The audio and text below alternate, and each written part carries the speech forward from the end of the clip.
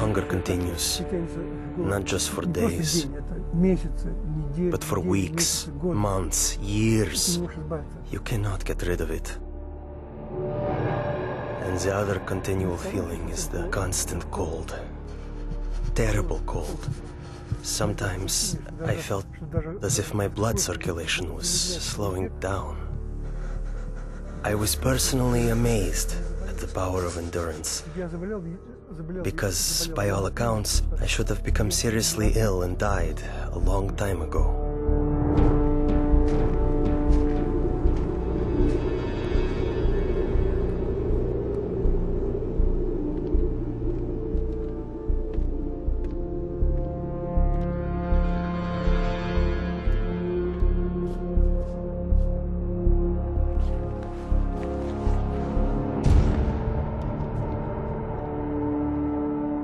One night, I was thrown into a cell with a broken window.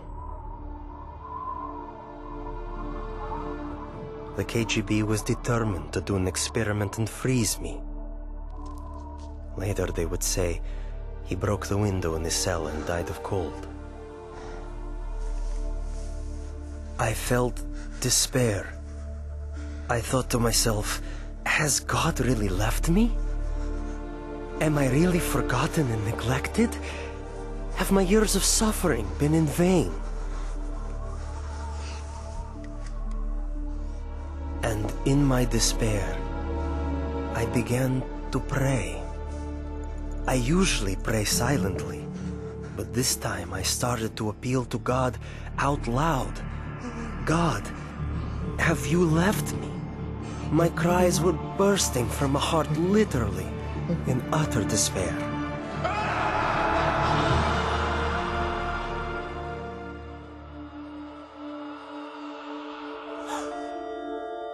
One night I had a dream. In my dream, I was told to pray for Alexander.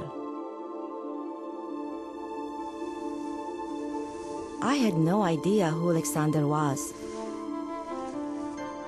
But I told my church, and we began to pray for him.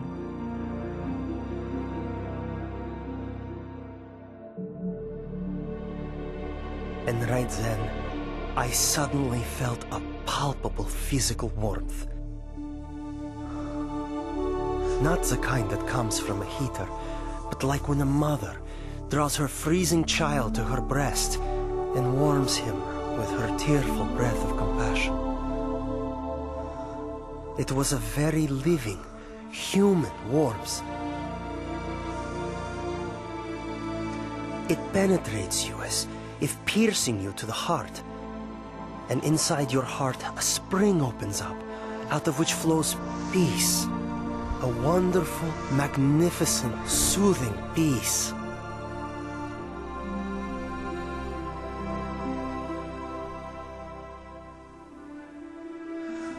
I felt a very loving, brotherly touch. Someone's caring hand touching my shoulder. I actually felt it.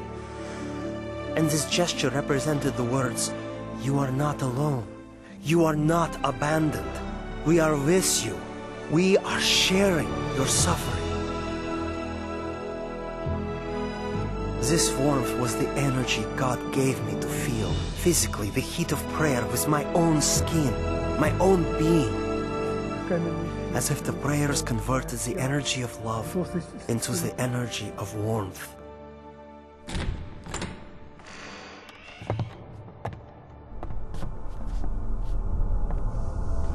In the morning, it was a shock to my executioners. They couldn't understand. I wasn't simply alive, but my temperature was the same as that of a normal person. I heard the doctor explaining to my executioners in the corridor, "This is impossible. We can't explain it." About 6 months later, we received a letter from Open Doors to pray for Alexander. And we finally found out who this Alexander was. We had been praying for 6 months without knowing anything about him. Alexander had started a Christian movement that spread across the Soviet Union. For this crime against the state, he was imprisoned to a labor camp in northern Siberia, the death sentence zone. It so happened that many people began praying for me.